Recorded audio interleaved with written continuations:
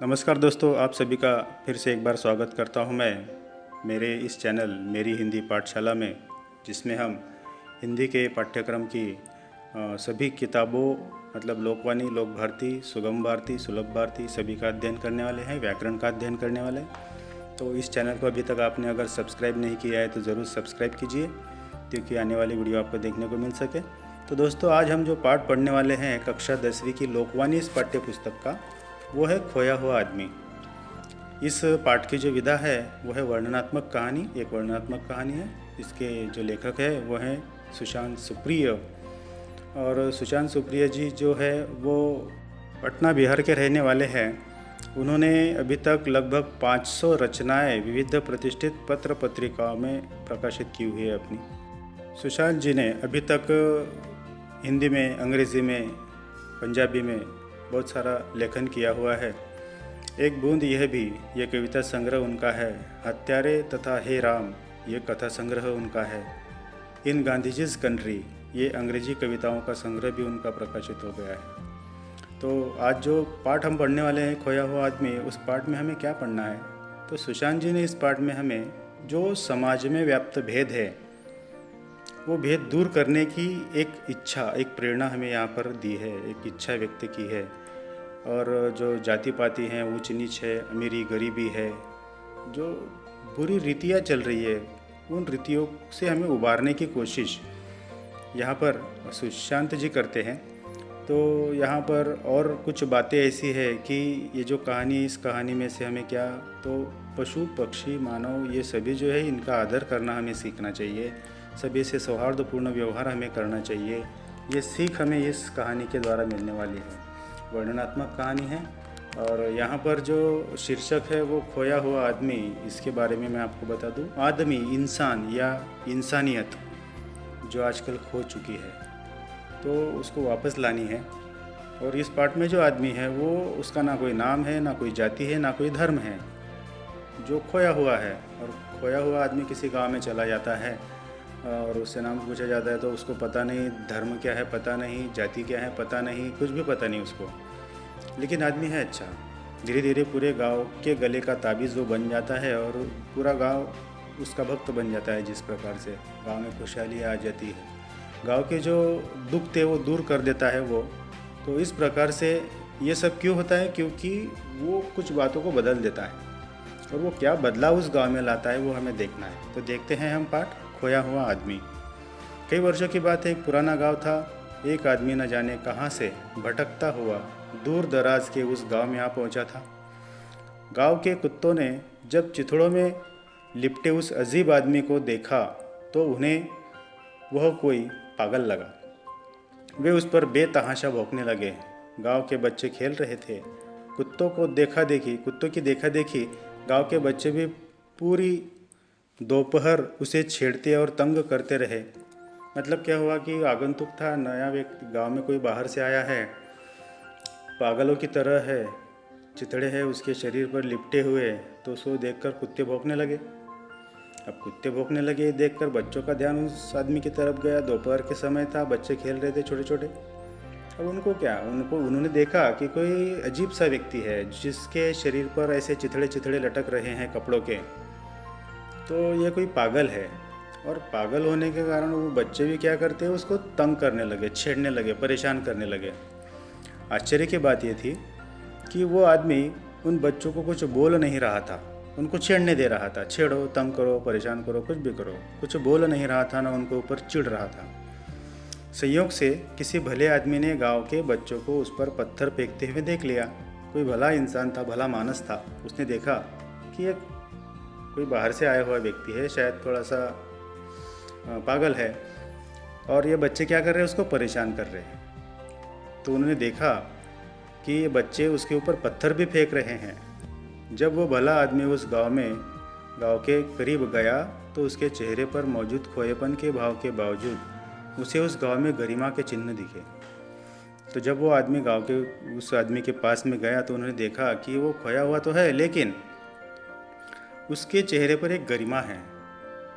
तो एक आभास उस व्यक्ति को हुआ, ये आदमी पागल नहीं हो सकता।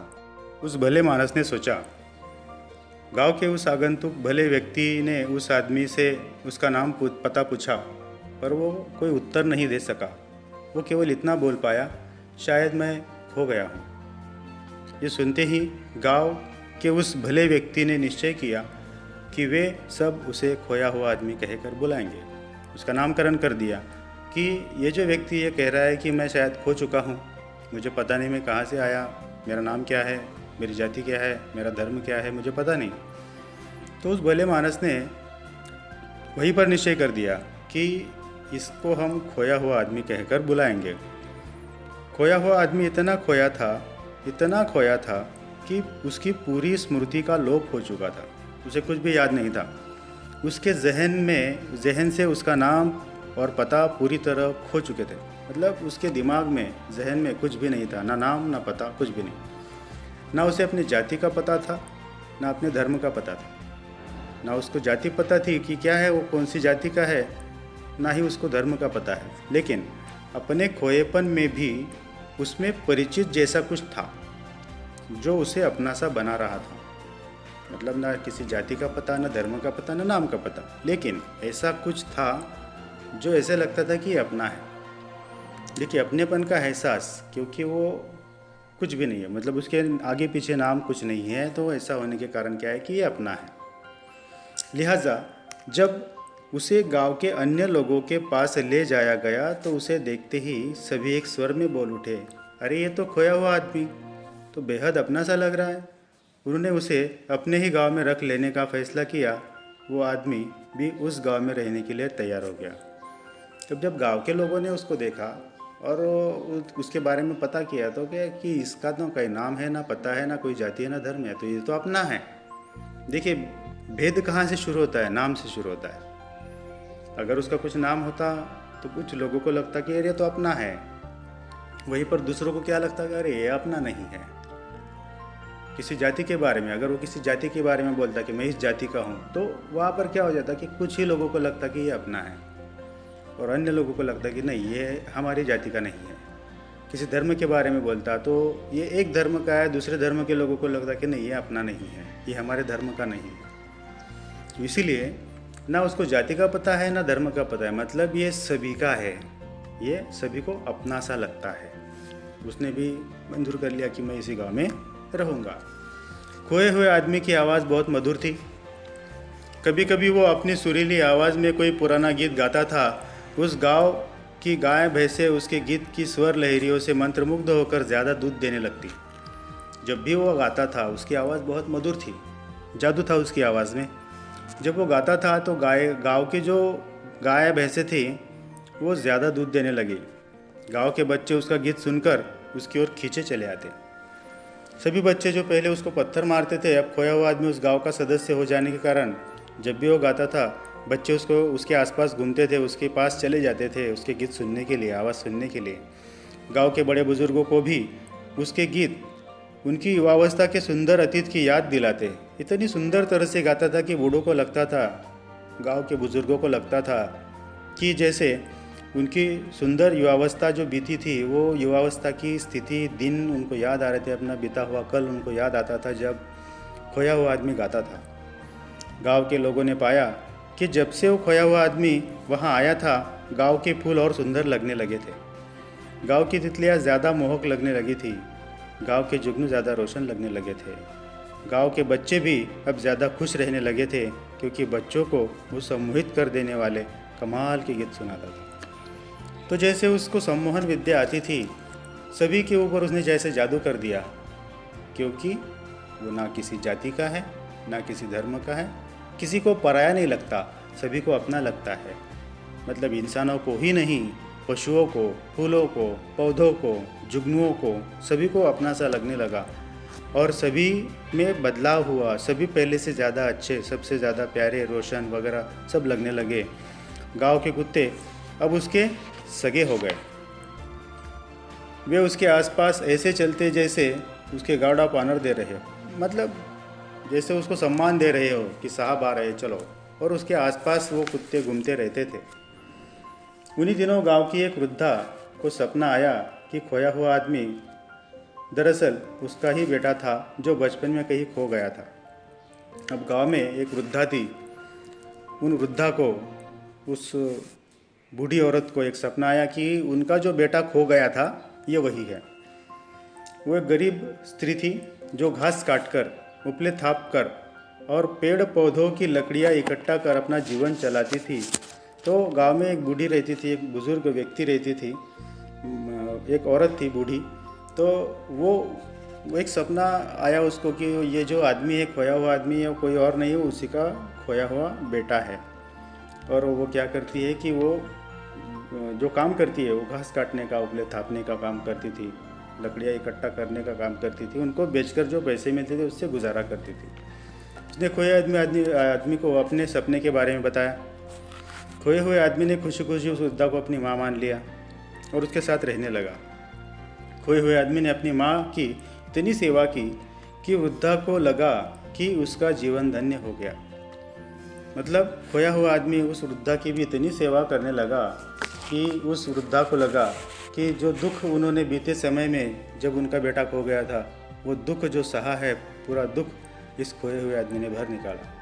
इतनी सेवा उन्होंने की, उस वृद्धा को लगा कि उनका जीवन धन्य हो गया। धीरे धीरे गांव वालों को खोए हुए आदमी के कई गुणों के बारे में पता चलने लगा। वो पशु पक्षियों से बातें करता प्रतीत होता। वो पशुओं से बातें करता था, लगता था जैसे वो पशु पक्षियों की भाषा जानता हो। वो आंधी तूफान, चक्रवात आने, ओले पड़ने या टिड्डियों के हमले के बारे में गांव वालों को पहले ही आगाह कर देता था कि चक्रवात आने वाला है, तूफान आने वाला है, आंधी आने वाली है, टिड्डियों का हमला होने वाला है। इसके बारे में पहले ही वो सूचना दे देता था, आगाह कर देता था गांव वालों को कि समझो, सोचो, हमारे ऊपर एक संकट आने वाला है। आगाह कर देता था। उसकी भविष्यवाणी के कारण गांव वाले मुसीबतों से बच जाते हैं।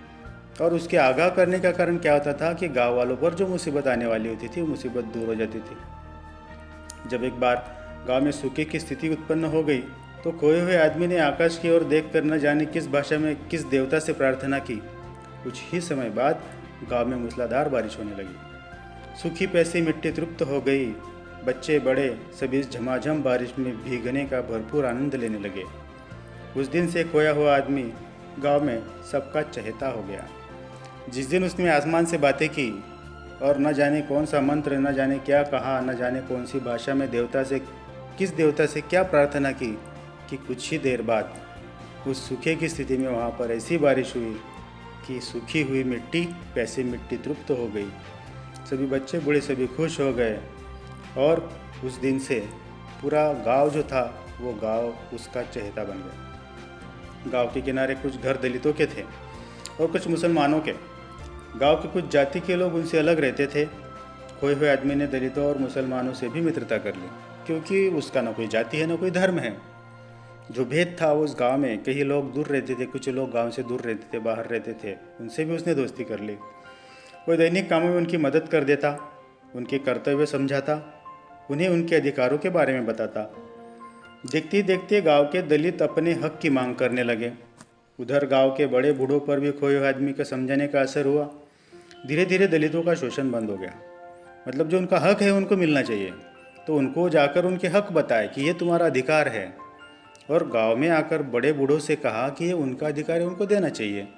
तो दोनों तरफ से बात करने वाला जो था वो खोया हुआ आदमी था, तो सुलह हो गई और शोषण बंद हो गया। जो दलितों का शोषण होता था बंद हो गया खोए हुए आदमी के कारण। आपसी भाईचारा बढ़ने लगा खोया हुआ आदमी के कारण। गांव के सभी जाति धर्म के लोग, हिंदू मुसलमान, मिलजुल कर ईद और होली मनाने लगे, दिवाली मनाने लगे। ये भी परिवर्तन हुआ। इस तरह गांव में सांप्रदायिकता और जातिवाद को दूर करने का काम, भूमिका, ये खोया हुआ आदमी जो था, ये उस खोए हुए आदमी ने निभाई।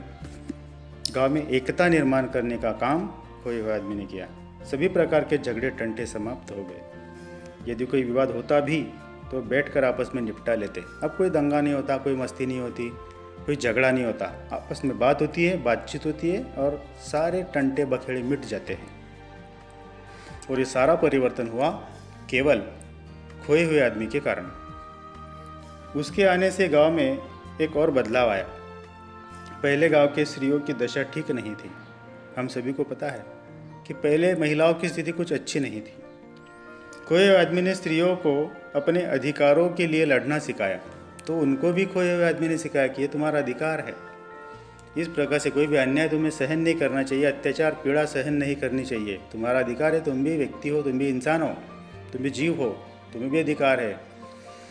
गांव की सभी स्त्रियां पुरुषों की ज्यादतियों के खिलाफ एकजुट हो गई।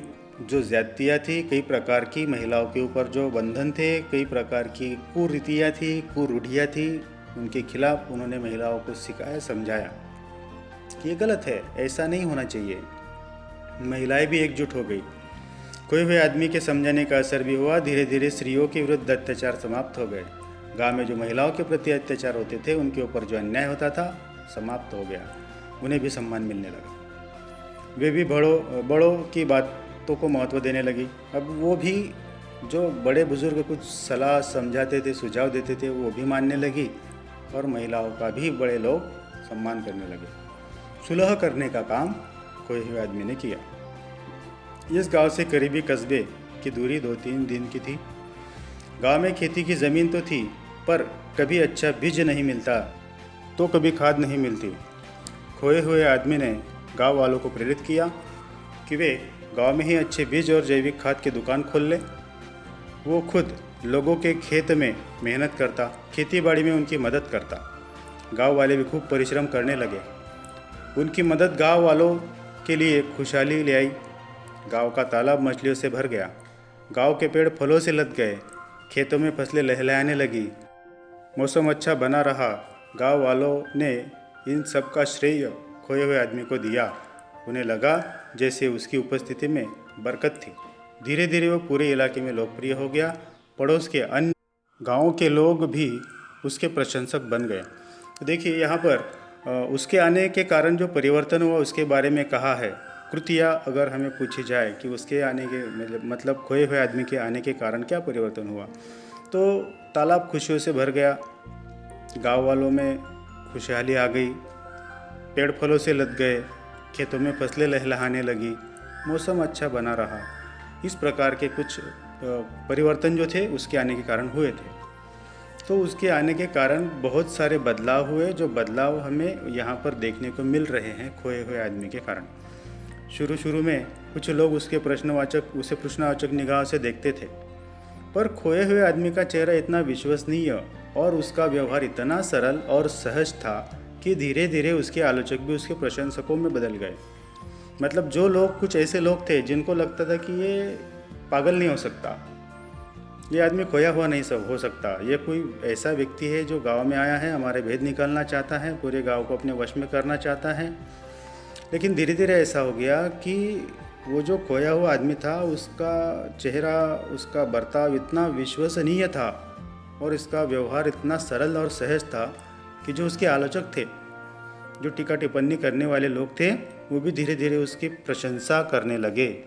तो आगे लोगों को लगता था कि उसके पास कोई जादुई शक्ति है और इस जादुई शक्ति के बल पर वो क्या करता है, लोगों के मनों को मोह लेता है और सारी समस्याओं का हल ढूंढ लेता है। हालांकि खोए हुए आदमी ने हमेशा इस बात का खंडन किया कि उसे कोई जादू वगैरह नहीं आता, ना कोई सम्मोहन विद्या आती है। वह सफलता को गांव वालों के कठिन परिश्रम का परिणाम बताता था। देखिए, ये उसका बड़प्पन था कि जो भी बदलाव होता था वो ये नहीं कहता था कि मैंने किया है, वो क्या कहता था कि आपने किया है। सभी गांव वालों ने कठिन परिश्रम किया, सभी ने एक दूसरे की बात मानी, एक दूसरे को समझा। इंसानियत जो थी वो आप लोगों में, उन लोगों में आई। उस इंसानियत के बल पर आप सोचने लगे, समझने लगे और इसी वजह से क्या हुआ कि धीरे धीरे गाँव में परिवर्तन होने लगा। वो लोगों से कहता, आप सबके पास भी वो शक्तियाँ हैं, खुद को पहचानो, अपने आप को पहचानो कि आप कौन हो। अपनी ऊर्जा को रचनात्मक और सकारात्मक कामों में लगाओ, ना कि किसी के बारे में बुरा सोचो, ना गलत सोचो, अच्छा सोचो। जुड़ो और जोड़ो, खुद जुड़ो और लोगों को जोड़ने का काम करो। इस तरह खोए हुए आदमी ने इलाकों के लोगों में नया विश्वास भर दिया। लोगों में नया जोश, नया उत्साह आ गया। जब लोग एक दूसरे से जुड़ने लगे, जोड़ने लगे, एक दूसरे की बुराइयां नज़रअंदाज करने लगे और उनमें एक अच्छी सोच निर्माण करने का काम खोए हुए आदमी ने किया। पर अंत में वो दिन भी आ पहुंचा। एक रात मौसम बेहद खराब हो गया। बादलों की भीषण गड़गड़ाहट के साथ आकाश में बिजलियां कड़कने लगी। तभी कई सूर्यों के चौंधिया देने वाले प्रकाश ने रात में दिन का भ्रम उत्पन्न कर दिया। कोई ऐसा तूफान आया कि जो कभी आया नहीं था। इस तूफान में ऐसी स्थितियाँ थी, भीषण गड़गड़ाहट के साथ बिजलियाँ कड़क रही थी।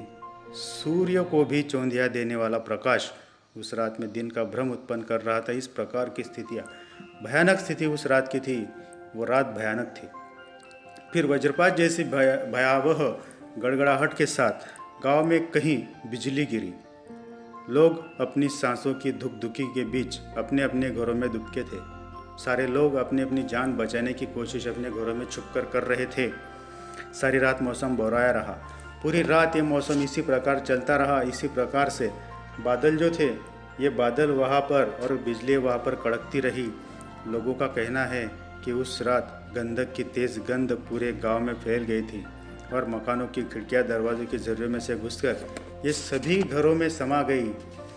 बाद में पता चला कि ये गंधक जो थी, ये शहर के कारखानों से गैस का रिसाव एवं विस्फोट का दुष्परिणाम था। किसी शहर में कोई विस्फोट हुआ और उस विस्फोट के कारण जो गंधक था, गंधक की वो खुशबू थी, वो घरों में आने लगी। गंधक की जो बू थी वो घरों में खिड़कियों में से अंदर आने लगी। बाद में पता चला था कि कोई कारखानों से गैस रिसा था, उसका रिसाव हो रहा था और वो धीरे धीरे वो गैस उन गांवों तक आ पहुंचा था। सुबह जब मौसम साफ हुआ तो गांव वालों ने पाया कि वो खोया हुआ आदमी अब उनके बीच में नहीं था, वो गायब हो चुका था। गांव वालों ने उसे बहुत ढूंढा पर उसका कोई पता नहीं चला। न जाने उसे ज़मीन निगल गई थी या आसमान खा गया था। उसकी तलाशी में आसपास के गांव में भी लोग गए, लेकिन खाली हाथ लौट आए। गांव की गलियां उसके बिना सूनी लगने लगी। पशु पक्षी उसके बिना उदास हो गए। गांव के बच्चे उसके बिना बेचैन लगे। गांव के कुत्तों की आंखों में भी आंसू आ गए। उसके जाने के कारण क्या हुआ, ऐसी कोई कृति हमें पूछी जा सकती है कि जो खोया हुआ आदमी था, वो खोया हुआ आदमी गांव से जाने के बाद में, लापता होने के बाद में क्या हुआ। तो क्या हुआ था कि गलियां सूनी हो गई, पशु पक्षी उदास हो गए, बच्चे बेचैन हो गए और कुत्तों को भी आंखों में आंसू आ गए। दुखी गांव वालों ने खोए हुए आदमी की याद में उसकी एक मूर्ति बनाकर गांव के बीचों बीच स्थापित कर दी कि जिसके कारण, जिसके महान कार्य के कारण ये गांव परिवर्तित हुआ है, इस गांव में खुशहाली आई है, यहाँ की स्थितियाँ बदली है, स्थितियों में बदलाव हुआ है। उसकी याद में उसकी एक मूर्ति बनाकर गांव के चौराहे में लगा दी गई। सभी पंचायत की सभी बैठकें जो है अब इस मूर्ति के पास में हुआ करती है। गांव वालों ने प्रण लिया, प्रतिज्ञा ली कि वे उस खोए हुए आदमी के दिखाए मार्ग पर चलेंगे। जो मार्ग उसने दिखाया है, जो अच्छाई का मार्ग उसने दिखाया है, उसी मार्ग पर सभी लोग चलेंगे। ऐसा प्रण गांव वालों ने उसकी उस मूर्ति के सामने लिया। आज भी यदि आप उस गांव में जाएंगे तो आपको उस खोए हुए आदमी की वहां स्थापित मूर्ति दिख जाएगी। लेकिन आपको असली बात बताना मैं भूल ही गया। अब यहाँ तक हमने जो देखा तो गांव वाले जो थे वो खोए हुए आदमी के दिखाए मार्ग पर चल रहे थे, लेकिन वो गया कहाँ, वो कौन था और न जाने वो जाति धर्म का कौन सा था। तो अब जो परिणाम है वो परिणाम हमें दिखने वाला है आखिर में। लेकिन आपको असली बात बताना तो मैं भूल ही गया। खोए हुए आदमी के गायब होने के कुछ समय बाद जब जनगणना अधिकारी जनगणना के काम में इस गांव में पहुँचे तो किसी को भी ना तो अपनी जाति याद थी, ना अपना धर्म याद था। धर्म और जाति के बारे में उनकी स्मृतियाँ उस खोए हुए आदमी के साथ ही जैसे सदा के लिए खो चुकी थी। काश अपने गांव शहर में हमें भी ऐसा खोया हुआ आदमी मिल जाता, जिसके कारण जो भेद था, जो अमीर गरीब का भेद था, जो जाति भेद था, जो धर्म भेद था, जो लोग भूल गए, तो वो खोया हुआ नहीं था। तो क्या हुआ, हमारी इंसानियत खोई हुई थी और वो खोया हुआ आदमी आया और उसने क्या किया, जाति और धर्म को भुला दिया और इंसानियत को जगा दिया। इस प्रकार बहुत एक सुंदर सा पाठ है खोया हुआ आदमी। मुझे लगता है आपकी समझ में आया होगा, आपने पूरा पाठ सुना ही होगा। मुझे लगता है कि इसमें कोई समस्या आपको नहीं आएगी। धन्यवाद।